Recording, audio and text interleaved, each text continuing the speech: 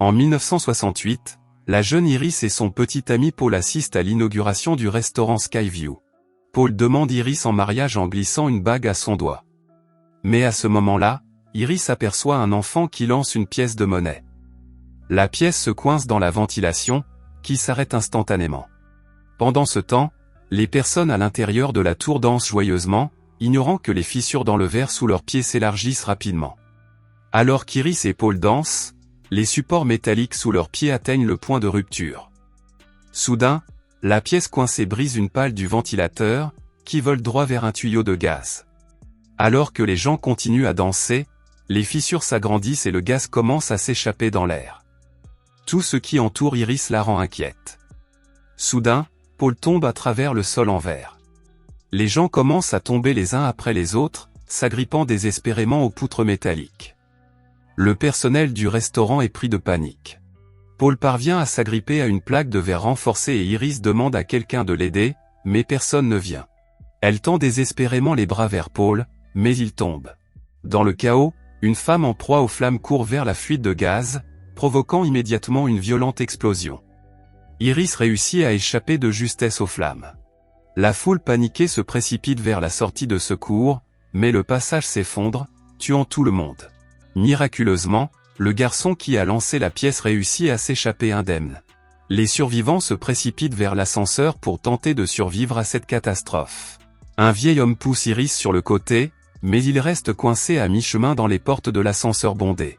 Soudain, l'ascenseur surchargé tombe en panne, écrasant horriblement le vieil homme. Iris cherche désespérément une autre issue, mais le stress affecte sa grossesse. Soudain, elle remarque des objets qui glissent sur le côté et le plafond commence à se fissurer. Pressentant le désastre, elle grimpe rapidement vers le haut. Le sol se fend en deux et les gens glissent vers le bas, atterrissant sur le verre renforcé. La femme pense avoir survécu, mais lorsqu'elle lève les yeux, un piano se balance dangereusement. La mort frappe à nouveau, faisant tomber une pièce de monnaie sur le piano, qui s'écrase sur la pauvre femme. Le garçon parvient à s'échapper, souriant d'un air satisfait jusqu'à ce que le piano lui tombe dessus. Iris pleure profondément la mort de Paul, mais elle aperçoit alors un autre garçon en danger et risque tout pour le sauver. Au même moment, le bâtiment au-dessus d'eux s'effondre complètement. À la dernière seconde, Iris s'agrippe à un morceau de métal, mais elle se rend compte que la bague de fiançailles de Paul est restée accrochée à une barre d'acier. Sa prise fragile ne peut pas tenir longtemps et, un instant plus tard, Iris tombe dans le feu en contrebas. Dans le présent, Stéphanie Reyes se réveille en hurlant après avoir fait un cauchemar. Stéphanie est tourmentée par des cauchemars vivant sur la catastrophe du Skyview, qui ont un impact négatif sur ses résultats scolaires. Après avoir fait le lien entre ses visions et sa grand-mère décédée, Stéphanie décide de faire une pause dans ses études et de rentrer chez elle pour chercher des réponses, encouragée par sa colocataire qui s'inquiète pour elle. Une fois à la maison, Stéphanie retrouve son père, Marty, et son petit frère, Charlie. Mais Marty est émotionnellement distant lorsqu'elle mentionne Iris. Il impute cela au traumatisme causé par la mère de Stéphanie, Darlene, qui a abandonné la famille. De plus, Marty est amer que Stéphanie ne lui ait jamais donné de nouvelles après son départ pour l'université. Plus tard, Stéphanie accompagne Charlie chez leurs cousins, Julia, Eric et Bobby Campbell. Il est clair que pendant son absence, Charlie s'est rapproché de ses cousins plutôt que de sa sœur. Toujours en quête de réponse, Stéphanie se tourne vers son oncle Howard et sa tante Brenda. Howard se met en colère lorsqu'elle mentionne Iris, se souvenant comment le traumatisme causé par l'accident du Skyview et la mort de Paul l'ont plongée dans la paranoïa, qu'elle a ensuite transmise à ses propres enfants. Plus tard, Brenda remet secrètement à Stéphanie une boîte contenant des lettres écrites par Iris, chacune annonçant sa mort imminente. En suivant les lettres, Stéphanie retrouve Iris, qui vit désormais recluse dans un complexe fortifié depuis plus de 20 ans et se meurt d'un cancer. Iris montre à Stéphanie un cahier rempli de notes qu'elle a conservées sur la mort, notamment l'accident sur la route 23 et l'explosion du vol 180. Elle explique qu'après avoir eu cette prémonition depuis le ciel, elle a sauvé tout le monde et que depuis lors, la mort a continué de frapper les descendants des survivants. Lorsqu'Iris exhorte Stéphanie à rester à l'intérieur du complexe pour se sauver, Stéphanie tente de s'enfuir. Iris court après elle pour lui remettre le cahier, acceptant son destin. À ce moment-là, un extincteur sous pression projette un jet d'air directement sur la tête d'Iris, la tuant sur le coup. Lors des funérailles de sa grand-mère, Stéphanie est choquée lorsque sa mère Darlene, qui a abandonné la famille, se présente, vivant désormais dans un camping-car et errant d'un parking de caravane à l'autre.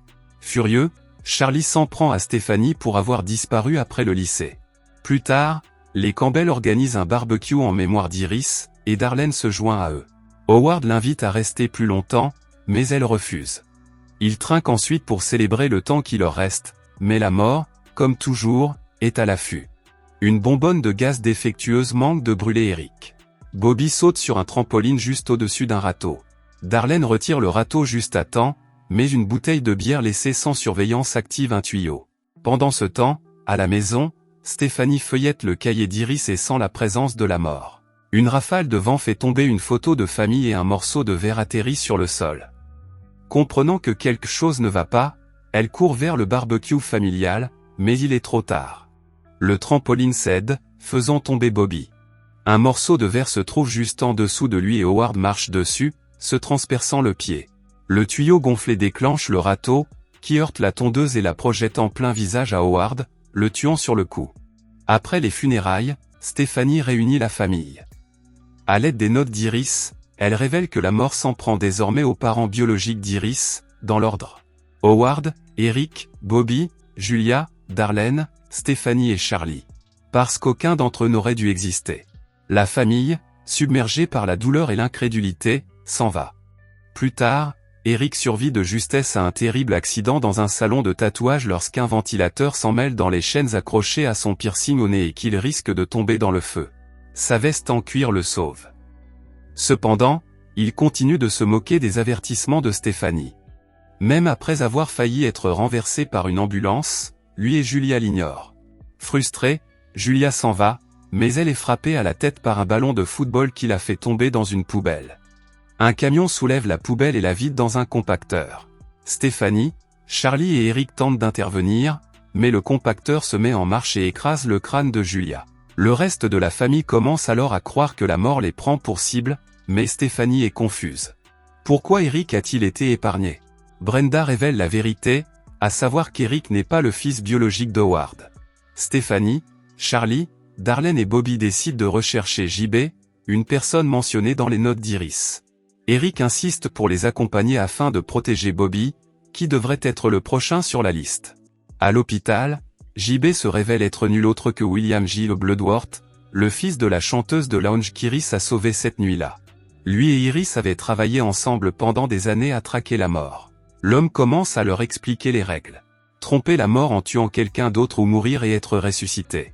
Étant lui-même en phase terminale, il sait que son heure est proche. Après leur avoir donné un dernier conseil, William se retire et leur souhaite bonne chance. Pendant que les autres discutent de la suite, Eric et Bobby s'éloignent discrètement pour élaborer un plan risqué. Eric va provoquer une grave réaction allergique aux arachides chez Bobby, puis le réanimer à l'hôpital, mais le distributeur automatique ne fonctionne pas. Eric brise la vitre pour récupérer la barre chocolatée. À l'intérieur d'une salle d'IRM, ils activent sans le savoir la machine. Eric mange la barre chocolatée.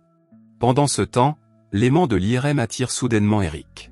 Ses piercings sont arrachés alors qu'il est écrasé. Bobby rampe pour récupérer les pipants et se pique juste à temps, mais une infirmière ouvre la porte, libérant la bobine du distributeur automatique, qui vole dans le crâne de Bobby juste au moment où les autres arrivent, horrifiés. Une pièce de monnaie familière roule sur le sol de l'hôpital. Darlene décide de retourner au complexe d'Iris pour s'enfermer, dans l'espoir de sauver Stéphanie et Charlie. Mais alors qu'ils enfoncent le portail avec le camping-car, une lumière défectueuse provoque une explosion. Charlie reste coincé sous les décombres. Darlene le libère, mais un lampadaire qui tombe l'écrase. Pendant ce temps, le camping-car a fini dans le lac voisin et Stéphanie semble se noyer, mais Charlie la sauve juste à temps et la réanime. Les frères s'embrassent, pensant avoir enfin vaincu la mort. Quelques jours plus tard, Stéphanie se prépare à retourner à l'université. Elle accompagne Charlie au bal de fin d'année. Pendant ce temps, la vieille dame de l'hôpital fait tomber une pièce de monnaie sur les rails du train alors qu'elle achète des biscuits. Stéphanie et Charlie comprennent que le fait d'être réanimé n'a pas d'importance si le cœur ne s'est pas complètement arrêté. Puis les signes de la présence de la mort réapparaissent et un train déraille. Les frères s'enfuient, esquivant le train en marche, mais des troncs tombés du toit du train s'écroulent et les écrasent tous les deux. Pendant le générique, on voit des coupures de journaux racontant le destin de tous les survivants de Skyview, pour finir par les nécrologies de Stephanie et Charlie. Le film se termine par un hommage paisible à la mémoire de Tony Todd. Pouvons-nous échapper à la mort? Abonnez-vous à la chaîne pour d'autres vidéos comme celle-ci et laissez un j'aime pour me soutenir. Merci d'avoir regardé.